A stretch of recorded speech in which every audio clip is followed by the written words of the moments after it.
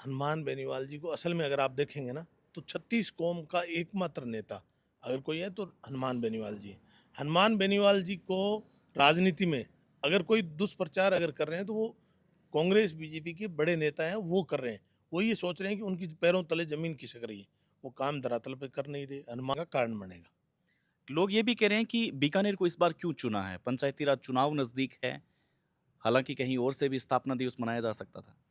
बीकानेर के नौजवानों का मन था और पूरे प्रदेश की हमारी मीटिंग चल रही थी। उस मीटिंग के दरमियान सभी ने मिलकर ये तय किया था कि अब की बार बीकानेर संभाग को चुना जाए। पर्टिकुलर बीकानेर एक नहीं, बीकानेर संभाग, चूरू, हनुमानगढ़, गंगानगर को साथ लेकर हमने सबने ये डिसाइड किया कि इस बार बीकानेर स्थापना दिवस मनाया जाए।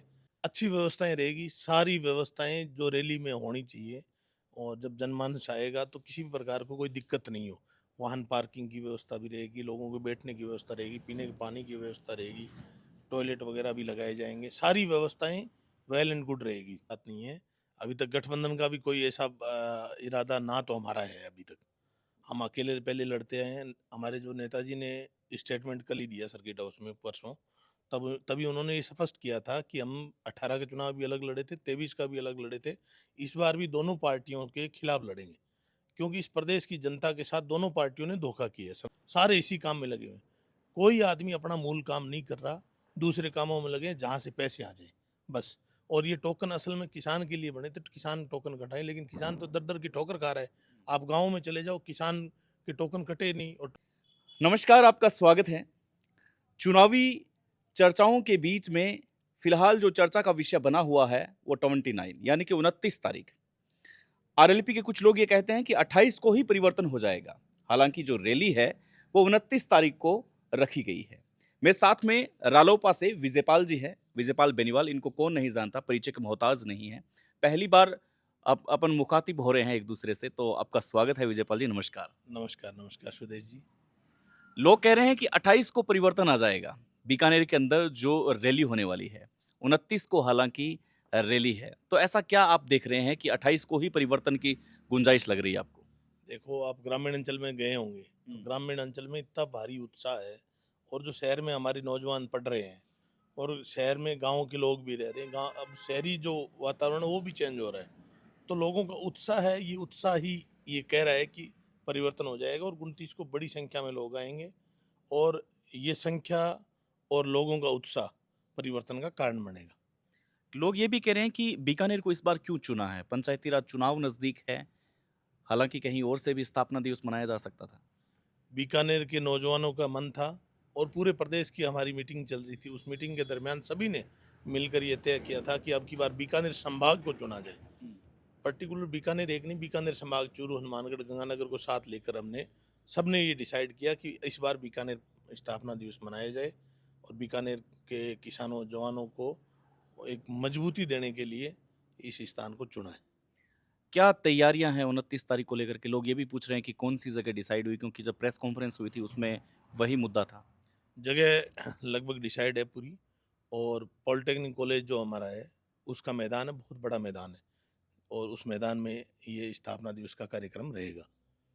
किस प्रकार की व्यवस्था आप देखते हैं? जैसे बहुत सी, जैसे जयपुर में एसआई भर्ती को लेकर के वो जो महारेला हुआ था, उसकी व्यवस्था की गई थी। तो यहाँ आप बीकानेर के प्रमुख हैं, तो क्या देख रहे हैं आप?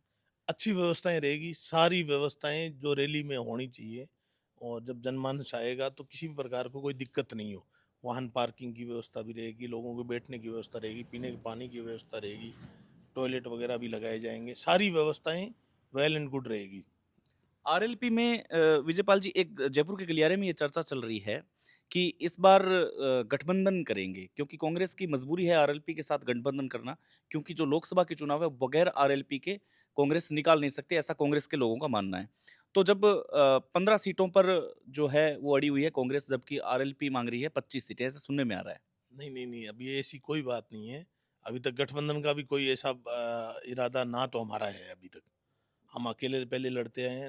हमारे जो नेताजी ने स्टेटमेंट कल ही दिया सर्किट हाउस में परसों, तब तभी उन्होंने ये स्पष्ट किया था कि हम 18 के चुनाव भी अलग लड़े थे, 23 का भी अलग लड़े थे, इस बार भी दोनों पार्टियों के खिलाफ लड़ेंगे। क्योंकि इस प्रदेश की जनता के साथ दोनों पार्टियों ने धोखा किया है समय समय पर।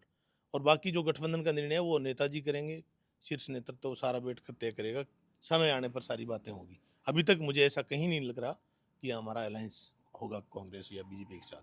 बीकानेर में कौन सा विधानसभा क्षेत्र आप मानते हैं जहां आरएलपी को बढ़त लेने की जरूरत है? कौन सा ऐसा विधानसभा क्षेत्र है जहां पे जैसे कोलायत विधानसभा क्षेत्र के लिए तो अच्छा परफॉर्मेंस किया था आपकी आरएलपी ने? देखो, बीकानेर की जो पांचों ग्रामीण सीटें हैं, सब में राष्ट्रीय लोकतांत्रिक पार्टी की मजबूत पकड़ है। नौजवान पूरी मतलब हिम्मत के साथ तैयार खड़ा है।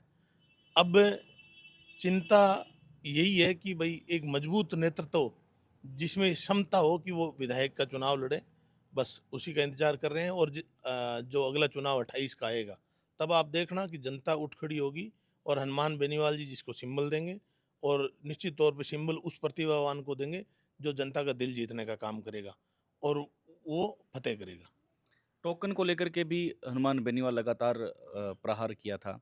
आपके पास कैसे किसानों की समस्या आ रही है? क्योंकि यहाँ पे भाजपा की सरकार है और एक सीट है जो कांग्रेस की है। तो आप किस प्रकार से ये टोकन व्यवस्था को किस प्रकार से देखते हैं? क्या ये 29 तारीख को ये भी हनुमान बेनीवाल उस रैली से बहुत बड़ा संदेश दे सकते हैं? देखो, हमारी पार्टी के प्रमुख एजेंडे ही किसान, जवान, बेरोजगार, दलित, पिछड़ा, अल्पसंख्यक, यही मुद्दे हमारे हमेशा प्रमुखता से रहे हैं। भ्रष्टाचार मुक्त राजस्थान हो, अपराध मुक्त, भय मुक्त राजस्थान हो, टोल मुक्त राजस्थान हो, इस प्रकार के एजेंडे के खिलाफ हम हमेशा खड़े हैं। ये जो टोकन की व्यवस्थाएं हैं, ये अब की बार जो देख रहे हैं पूरा फेलियर है। सारे प्रशासन के लोग मिलके, एसडीएम भी टोकन कटाने में लग गए, तहसीलदार भी लग गए, सारे कृषि पर्यवेक्षक, पटवारी, सारे जितने देखोगे आप, सारे इसी काम में लगे हुए हैं। कोई आदमी अपना मूल काम नहीं कर रहा, दूसरे कामों में लगे हैं जहाँ से पैसे आ जाए, बस। और ये टोकन असल में किसान के लिए बने थे, तो किसान टोकन कटाए, लेकिन किसान तो दर दर की ठोकर खा रहा है। आप गाँव में चले जाओ, किसान के टोकन कटे नहीं, और टोकनों की जो क्षमता थी वो सारी कंप्लीट करके ये बंद करने की फिराक में अभी। आज गांव के अंदर जिस किसान को टोकन की आवश्यकता है, जिसके खेत में मूंगफली है उसको टोकन दे नहीं रहे, जिसके खेत में कुछ नहीं है उसको टोकन दे रहे हैं। अब आप देखो किस प्रकार की व्यवस्थाएं हैं। भ्रष्टाचार चरम पर है। हर जगह आप देखोगे किसान दर दर की ठोकर खा रहा है, किसान का कोई काम नहीं हो रहा। किसान अगर पटवारी के पास जाएगा, मैं ये नहीं कहूँगा सारे पटवारी बदमाश हैं, लेकिन अधिकतर तहसीलों की, थानों की जो व्यवस्थाएं हैं वो बुरी तरह चरमराई हुई है। आप मैं किसानों के साथ साथ ग्रामीण अंचल की एक बात और करूँगा। आप देखा होगा छत्तीसगढ़ में किस प्रकार से एक उमारा मेघवाल को मार दिया मुंह पे टेप लगाकर। और आपको एक कोलायत के अंदर मंदिर में चोरी हुई 2 दिन पहले, मेगासर के अंदर। एक कतरियासर में आज से 2 साल पूर्व जसना जी के मंदिर में चोरी हुई, पुलिस ने उसमें एफआईआर लगा दी। और भेड़ पालक, पशुपालक रात को अपने घर से बाहर नहीं सो सकता पशुओं के पास, उनकी निगरानी के लिए। पशु चोरी करने आते हैं, गवाले को मार के चले जाते हैं। घर में चोरी करने आएंगे, घर वाले को मार देंगे। आपने देखा होगा राजस्थान में कितनी बड़ी घटना हुई थी, पैर काट दिए थे कड़ों के लिए एक महिला के। तो आप बताइए किस प्रकार से प्रशासन लचर है, सरकार फेल है, अपराधियों में किसी भी प्रकार का कोई भय नहीं है, और राजस्थान में जंगल राज की स्थिति बनी हुई है। अच्छा विजयपाल जी, एक मेरे पास एक साक्ष्य सबूत है और आप कहेंगे तो मैं चला भी दूंगा और हमने ये एपिसोड चला भी दिया है। ब्राह्मण लॉबी के प्योर एकदम बीजेपी जो वोटर हैं वो कहीं ना कहीं इस बार हनुमान बेनीवाल से प्रभावित हैं। वो लगातार प्रचार प्रसार कर रहे हैं। चाहे मैं कोलायत की घटना की बात कर रहा हूँ, ये कोलायत में लगातार डोर टू डोर जाके बीजेपी लॉबी का एक व्यक्ति जो ब्राह्मण जाति से आते हैं, तो आप देख रहे हैं कि इतना बड़ा बदलाव हनुमान बेनीवाल को कोर बीजेपी के वोटर हैं वो इस बार ज्वाइन कर रहे हैं। तो आप ये बदलाव कैसे देखते हैं या आपके पास पहले से जानकारी है इसकी? बिल्कुल, हनुमान बेनीवाल जी को असल में अगर आप देखेंगे ना, तो 36 कौम का एकमात्र नेता अगर कोई है तो हनुमान बेनीवाल जी हैं। हनुमान बेनीवाल जी को राजनीति में अगर कोई दुष्प्रचार अगर कर रहे हैं, तो वो कांग्रेस बीजेपी के बड़े नेता हैं, वो कर रहे हैं। वो ये सोच रहे हैं कि उनकी पैरों तले जमीन खिसक रही है, वो काम धरातल पे कर नहीं रहे। हनुमान जी दिन रात मेहनत करते हैं। आदमी रात की 3 बजे भी अगर आप कोई टेलीफोन करता है, किसी भी जाति धर्म बिरादरी किसी भी पार्टी का आदमी अगर फ़ोन करता है, तो उसको हनुमान जी के घर से शायद मुझे ऐसा नहीं लगता कि निराशा मिली है। आप देखना, 36 कौम के लोगों की मैं बात इसलिए कर रहा हूँ, चाहे हनुमान जी को किसी ने जातिवादी नेता ही कहा क्यों ना, लेकिन हनुमान जी की जो कार्यशैली है वो पूरे देश में अनूठी है। आप सोशल मीडिया पे सर्च करना एक दिन फ्री टाइम बैठ के कि हनुमान बेनीवाल जी, किसी भी जाति को हैशटैग लगा के देखना, हनुमान बेनीवाल वो जाति, उस जाति का मुद्दा संसद, विधानसभा दोनों सदनों में हनुमान बेनीवाल जी ने प्रमुखता से उठाया है। अगर नहीं उठाया है बाय द वे कोई मुद्दा ऐसा नहीं मिला हो, तो सड़क पर उन्होंने उनके लिए लड़ाई लड़ी है। चाहे मुसलमान हो, ब्राह्मण हो, दलित हो, चाहे कोई दूसरी जाति क्यों ना हो। हर जाति वर्ग के हनुमान जी ने मुद्दे उठाए हैं, हर जिले के मुद्दे उठाए हैं।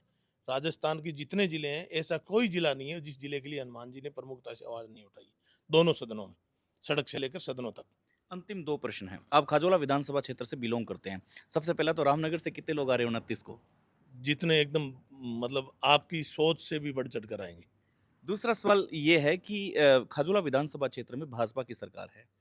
तो क्या आपको लगता है कि भाजपा के खाजूवाला में 2 गुट नज़र आ रहे हैं? कहते हैं कि तहसील के अंदर लोकल एमएलएज़ के काम नहीं हो रहे हैं, ऊपर से फ़ोन आता है केंद्र मंत्री का या फिर पीए का, तो वो जो है कामकाज होते हैं। तो आप क्या मानते हैं इस चीज़ को? देखो, दोनों पार्टियों की हालात यही हैं, कांग्रेस और बीजेपी की, दोनों में दो दो गुट हैं।